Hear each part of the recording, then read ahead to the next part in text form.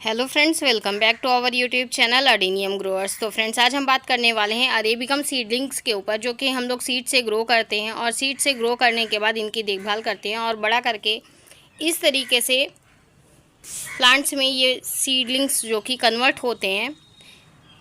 लेकिन बहुत से लोगों की प्रॉब्लम ये है कि वो सीड से ग्रो करते हैं सीडलिंग, मतलब कि अरेबिकम वेराइटी के, लेकिन उनके प्लांट्स इस टाइप के फॉर्मेशन वाले नहीं बन पाते हैं, मतलब कि उनकी इस तरीके से ब्रांचिंग वगैरह, शेप वगैरह नहीं आ पाती है।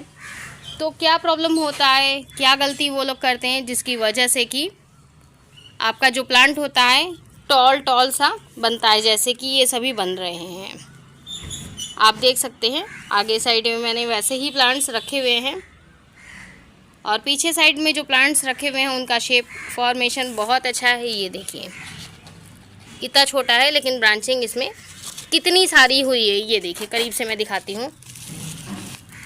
ये देखिए, अगर हम ब्रांचिंग की बात करें तो इस छोटी सी सीडलिंग्स में कम से कम 8 से 10 ब्रांच है। मैं रोटेट कर रही हूँ और आपको दिखा रही हूँ। ये देखिए, तो इस तरीके का सीडलिंग बनाने के लिए हमें क्या करना पड़ता है बीज से उगाने के बाद, तो इसी के बारे में बात करेंगे आज। बहुत ही इन्फॉर्मेटिव वीडियो होने वाली है और बहुत से लोगों की ये प्रॉब्लम सॉल्व भी होगी, क्योंकि मेरे से बहुत से लोग सीड लेते हैं और मैं भी जो ये ग्रो करी हूँ खुद के ही सीड से ग्रो करी हूँ। जो सीड मेरे पास लास्ट में बच जाते हैं ना, सबको देने के बाद जो लास्ट में सीड बचते हैं, या आप उनको ओल्ड समझ लीजिए या जो भी समझिए, उन्हीं सीड्स को मैं ग्रो करती हूँ और उन्हीं सीड्स को ग्रो करने के बाद इस तरीके का फॉर्मेशन और शेप मुझे मिलता है। रैंडमली मैं उठा रही हूँ, कोई भी सिलेक्शन नहीं कर रही हूँ। ये देखिए, ये सीडलिंग देखिए, शेप देखिए आप, एकदम छोटा सा है, लट्टू की तरह गोल सा बना हुआ है। 5 इंच के ग्रो बैग में लगा हुआ है। बहुत बड़ा ग्रो बैग मैं नहीं यूज़ करती हूँ क्योंकि इनकी रूट्स टॉल में चली जाती है, तो इस वजह से छोटा ग्रो बैग यूज़ करती हूँ। शेप आप देख सकते हैं, फॉर्मेशन आप देख सकते हैं, इसमें कुछ भी बताने की ज़रूरत नहीं है।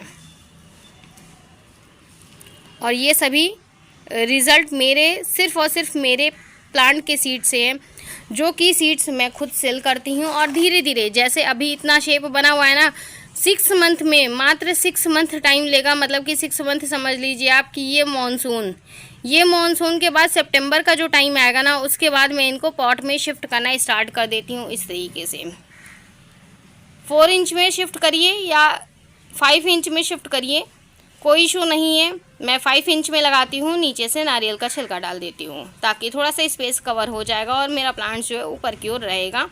ज़्यादा डीपली प्लांट में नहीं लगाती हूँ, क्योंकि अगर हम ज़्यादा डीपली प्लांट को लगाएंगे तो उतना ही नीचे इसका रूट से पहुँच जाता है। जैसे कि आप देखिए, ग्रो बैग मैं हाथ में ली हूँ, साइज़ आप समझ सकते हैं, और सीडलिंग की साइज़ आप समझ सकते हैं कि सीडलिंग की साइज़ क्या है। तो मुझे जो काम करना होता है ना इस टाइप की सीडलिंग बनाने के लिए, वो काम आपको कब से स्टार्ट करना है, जब सीडलिंग मेरी ये साइज़ की बन जाए। देखिए आगे के जो 2 लाइन रखे हुए हैं ना, इन पे ही मुझे काम करना है। आप देख सकते हैं कि आगे की जो 2 लाइन की सीडलिंग रखी हुई है, इनमें ब्रांचिंग स्टार्ट नहीं हुई है। ये अभी हाल ही फ़िलहाल के ग्रो किए हुए हैं। फरवरी में मैंने ग्रो किया है, फरवरी में नहीं ग्रो किया है, फरवरी के बाद ग्रो किया है, क्योंकि मेरा सीड ही इस बार लेट में हार्वेस्ट हुआ था। तो उसके बाद मैंने तकरीबन, जहाँ तक मुझे याद आता है कि अप्रैल में मैंने ग्रो किया हुआ है इसको, अप्रैल लास्ट में ग्रो किया हुआ है। जब मैंने सीड सेलिंग की फ़र्स्ट वीडियो डाली हुई थी, उसी में का ये सीड टेस्टिंग वाला है। मतलब कि जो मैं सीड सेल करती हूँ, सबसे पहले मैं जर्मिनेशन टेस्ट करती हूँ, उसके बाद ही सीड सेल करती हूँ। तो ये जो सीडलिंग दिख रही है, ये वही वाली सीडलिंग है और इतनी बड़ी हो चुकी है। अब बात आती है कि इसमें मल्टीपल ब्रांच नहीं आ रही है, जैसे मेरे पीछे वाली सीडलिंग्स में मल्टीपल ब्रांच देखने को मिल रही है। तो हम क्या करें? तो देखिए, इस टाइप की सीडलिंग आपको बनाने के लिए क्या प्रोसेस मैं फॉलो करती हूँ, शुरू से आपको बताऊँगी। तो चलिए वीडियो को स्टार्ट करते हैं। और अगर आप मेरे चैनल पे न्यू होंगे तो चैनल को ज़रूर सब्सक्राइब करके बेल आइकन को प्रेस कर लीजिएगा।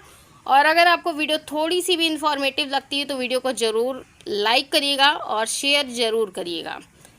तो देखिए फ्रेंड्स, यहाँ पे जो सीडलिंग्स रखी हुई है उसमें करना क्या होता है, पहले तो जो भी पॉट में या ग्रो बैग में आप लगाइए वो छोटे से छोटा दीजिए, ताकि छोटे से छोटा का मतलब ये कि सीडलिंग्स की रूट्स ज़्यादा टॉल सी ना होने पाए।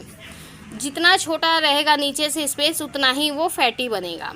जैसे कि ये देखिए, एक एग्जांपल और भी दिखाते हैं, मेरी जस्ट निगाहें गई, ये देखिए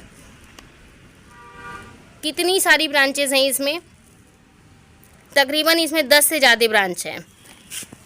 जितनी बड़ी सीडलिंग है आपकी उतनी ही बड़े हिसाब से ग्रो बैग लीजिए।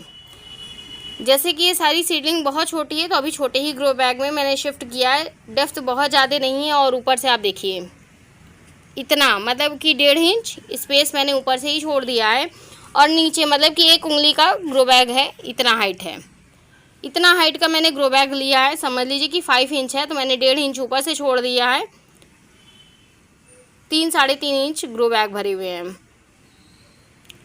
प्लांट को रिपॉट करने के बाद आपका पॉटिंग मिक्स कोई भी हो सकता है, मिट्टी मिला हुआ नहीं होना चाहिए। बस ये आपको ध्यान देना है कि अगर आप पॉटिंग मिक्स बनाए हैं, इसका कोई भी चीज़ हो, सैंड हो, राइस हस्क हो, सिंडर हो, कोई भी तरीके का आपका पॉटिंग मिक्स हो, उससे मुझे मतलब नहीं है। उसमें बस सॉइल मिक्स नहीं मिक्स करेगा।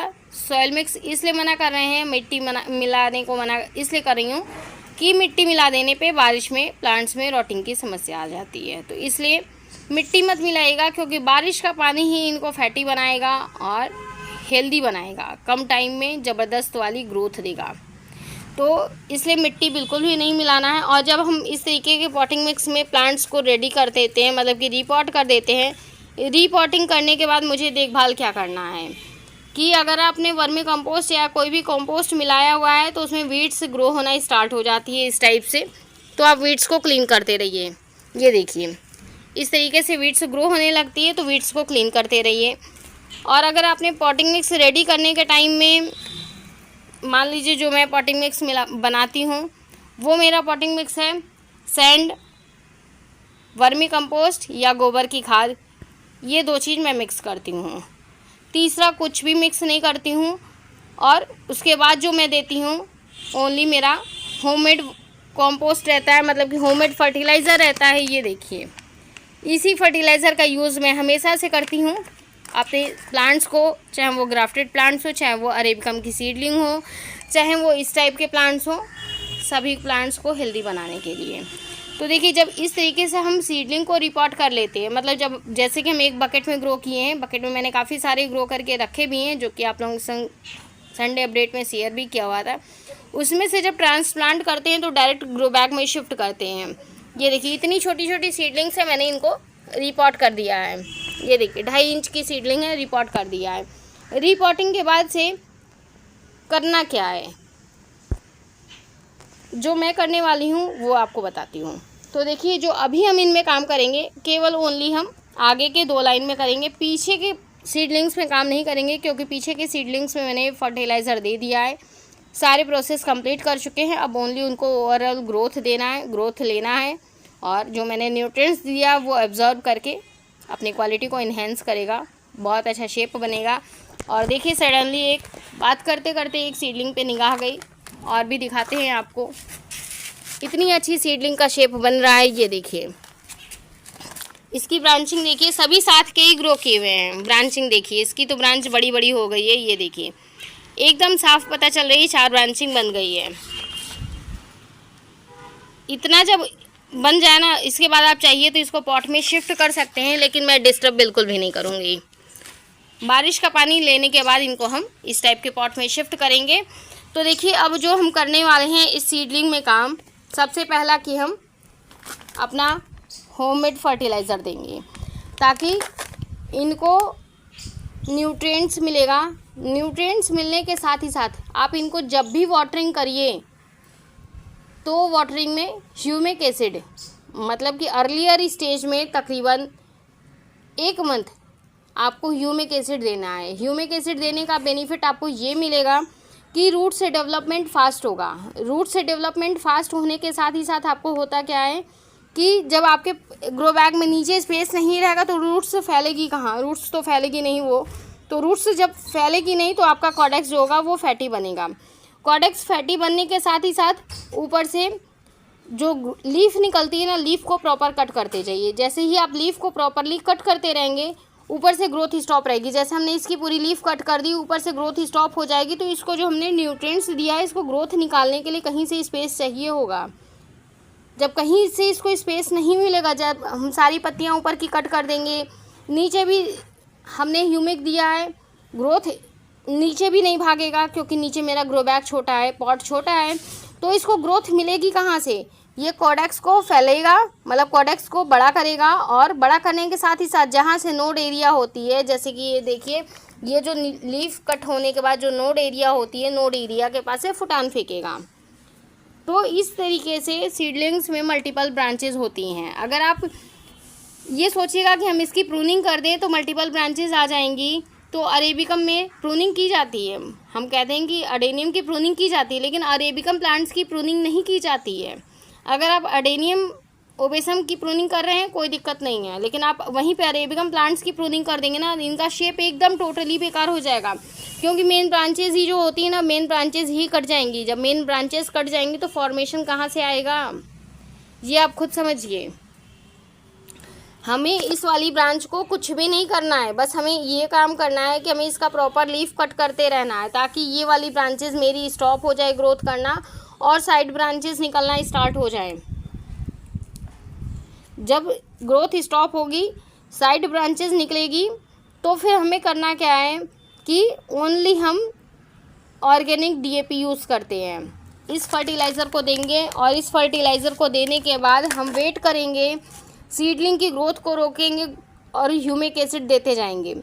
ह्यूमिक एसिड देने से फ़ायदा क्या होगा आपको, मैंने बताया ही कि वो रूट से डेवलपमेंट करेगा, फाइबर रूट से डेवलप करेगा, नीचे स्पेस नहीं मिलेगा, तो उसमें कॉडेक्स को फैटी बनाएगा, मतलब चौड़ा करेगा, और चौड़ा करने के बाद ही उसमें जब हम ऊपर से लीफ कटिंग करते रहेंगे प्रॉपरली, ऊपर से ग्रोथ रुकेगा, तो वो नीचे से साइड ब्रांचेस डेवलप करना स्टार्ट करेगा। और ये कोई ज़रूरी नहीं होता है कि मेरा सीडलिंग इतना बड़ा हो गया तो उसमें साइड ब्रांचेस नहीं आएंगी। साइड ब्रांचेस आएगी और 100% आएगी, लेकिन आपको थोड़ा सा केयर करना होगा, थोड़ा सा ध्यान देना होगा अपनी सीडलिंग के ऊपर। हाँ, एक चीज़ मैं बताना भूल गई कि आपको इस फर्टिलाइज़र को कैसे यूज़ करना होता है। तो जैसे कि इतना बड़ा ग्रो बैग है, तो इतने बड़े ग्रो बैग में आप 1 स्पून से थोड़ा सा कम लीजिएगा इस टाइप के ग्रो बैग में यूज़ करने के लिए, मतलब कि 4 इंच के ग्रो बैग में, या कह सकते हैं कि 5 इंच के ग्रो बैग में, क्योंकि मेरा ग्रो बैग जो है 5 इंच का है, मैंने फिलअप इसको कम किया हुआ है, तो उसके अकॉर्डिंग ये 4 इंच में आता है। लेकिन आप 5 इंच का ग्रो बैग में अगर लेते हैं तो 1 स्पून इस प्लांट्स में यूज़ कर सकते हैं। और डीएपी का जो दाना मैं यूज़ करती हूँ वो ऑर्गेनिक डीएपी होता है, और आपको ऑर्गेनिक डीएपी ओनली 2 दाना, मतलब कि वो ग्रेनुअल्स फॉर्म में है, तो 2 दाने लेने हैं, और एक इस साइड और एक इस साइड, इस टाइप से आप डाल के छोड़ दीजिए। और डीएपी का दाना आपको मंथ में एक बार रिपीट करना होता है, और फर्टिलाइज़र आपको 25 दिन में एक बार रिपीट करना है इस टाइप की ग्रोथ पाने के लिए। और ह्यूमिक एसिड की बात करूँ तो ह्यूमिक एसिड आप वीकली रिपीट करिए। अगर रिपोर्टिंग करते हैं तो रिपोर्टिंग के टाइम पे 3 डेज़ पे आपको रिपीट करना है। इस तरीके से आप काम करेंगे ना, तभी आपकी सीडलिंग्स में इस टाइप की मल्टीपल ब्रांचेस देखने को मिलेंगी। और इन सीडलिंग्स की एज की बात करूं तो लास्ट ईयर नवंबर में मैंने ग्रो किया हुआ है, और सारी सीडलिंग्स में देखिए मैं करीब से दिखाती जा रही हूं आपको, बहुत आराम से दिखा रही हूं। सारी सीडलिंग्स में आपको छोटे छोटे शूट्स नज़र आ रहे हैं जो कि मल्टीपल ब्रांचेस निकल रही हैं without any pruning. Only fertiliser देती हूँ, अपना होममेड ऑर्गेनिक फर्टिलाइज़र, और ओनली ऑर्गेनिक डीएपी देती हूँ। और ग्रो बैग में शिफ्ट किया हुआ है तो वीड्स को क्लीन करते रहिए। जैसे कि देखिए उस साइड में मेरे थोड़े से वीड्स जम गए हैं, निकल गए हैं, तो उस वीड्स को क्लीन करते रहिए। वीड्स क्लीनिंग रहेगी तो आपका जो भी न्यूट्रिएंट्स रहेगा मीडिया में अब्जॉर्ब किया रहेगा, और प्लांट्स उसको धीरे धीरे लेता रहेगा। ह्यूमिक एसिड भी आपको बहुत ज़्यादा यूज़ नहीं करना है, 1 लीटर पानी में 1 ग्राम, और उसके बाद आपको इसमें देते रहना है। हर 3 डेज़ 4 डेज़ 5 डेज़ के इंटरवल गैप पे आप देते रहिए। फिर 1 वीक में एक बार दीजिएगा तो भी बेस्ट रहेगा। बहुत ज़्यादा नहीं देना है आपको कि हाँ हमें ह्यूमिक एसिड डेली देना है, तो ऐसा कुछ भी नहीं करना है। आप वीक में एक बार ह्यूमिक एसिड दीजिए, और 15 दिन 20 दिन या 25 दिन 25 दिन का इंटरवल रखिए, क्योंकि मैं भी 25 दिन पे ही रिपीट करती हूँ। 25 दिन के इंटरवल गैप पे इस फर्टिलाइज़र का रिपीट करिए आप, और देखिए कि आपका इस तरीके से सीडलिंग में फॉर्मेशन देखने को आपको मिलेगा, क्योंकि ये भी मेरे खुद के प्लांट से ग्रो किए हुए सीड से ही प्लांट बने हैं, और ये सारे ही मेरे ही प्लांट से ग्रो किए हुए प्लांट बने हुए हैं। तो इस तरीके से मैं बनाती हूँ, उसके बाद इनको पॉट में शिफ्ट करती हूँ। उसके बाद का रिस्पॉन्स ये रहता है। लीफ कटिंग मैंने सभी की कर दिया है ताकि ब्रांचेस शॉर्ट रहें और कॉडेक्स फैटी बने। लीफ कटिंग करने के बाद इनको अभी फर्टिलाइज़र नहीं दिया हुआ है, फर्टिलाइज़र देना बचा हुआ है। तो इसी वजह से मैं आज टेरेस पे लेके आई हूँ इस अपने फर्टिलाइज़र को, ताकि मैं इन सभी प्लांट्स में दूंगी और देने के बाद इवनिंग में ह्यूमिक एसिड दूंगी। अभी दोपहर का टाइम हो रहा है, इस वजह से मैं इस फर्टिलाइज़र को अभी अप्लाई नहीं कर रही हूँ। तो अगर इसी तरीके से आप भी अपने प्लांट्स की देखभाल करेंगे और फर्टिलाइज़र यूज़ करते रहेंगे तो आपको भी बहुत अच्छा रिस्पांस मिलेगा। बहुत सारे लोग मेरे से ये फर्टिलाइज़र लिए हैं, उनको बेस्ट क्वालिटी का रिस्पांस मिला है अपने एडेनियम प्लांट्स में देखने को, चाहे तो वो ग्राफ्टेड प्लांट हो, चाहे तो वो अरेबिकम वैरायटी के प्लांट्स हो। तो अगर आपको भी ये वाला फर्टिलाइज़र मेरा लेना है तो आप ले सकते हैं। 1 kg का पैकेट अवेलेबल है। तो स्क्रीन पे मेरा नंबर आपको मिल जाएगा, या किसी भी वीडियो के डिस्क्रिप्शन बॉक्स में मेरा नंबर मिल जाएगा, वहाँ से आप मेरे से कांटेक्ट कर सकते हैं इस फर्टिलाइज़र को लेने के लिए। और अप्लाई करिए, आपको अपने प्लांट्स में ज़बरदस्त ग्रोथ देखने को मिलेगा और किसी भी टाइप का कोई भी प्रॉब्लम फेस नहीं करना पड़ेगा। अगर आप भी इस तरीके की समस्याओं से परेशान हैं तो 100% आपको ये फर्टिलाइज़र आपकी समस्याओं को सॉल्व कर देगा और एक अच्छा ग्रोथ, अच्छी फ्लावरिंग निकाल के लाएगा आपके प्लांट्स में। तो चलिए इसी के साथ करते हैं इस वीडियो को एंड। आई होप कि वीडियो पसंद आएगी, तो वीडियो को लाइक करिएगा और मेरे चैनल पे न्यू होंगे तो चैनल को जरूर सब्सक्राइब करके बेल आइकन को प्रेस कर लीजिएगा। Okay friends, bye, happy gardening, take care.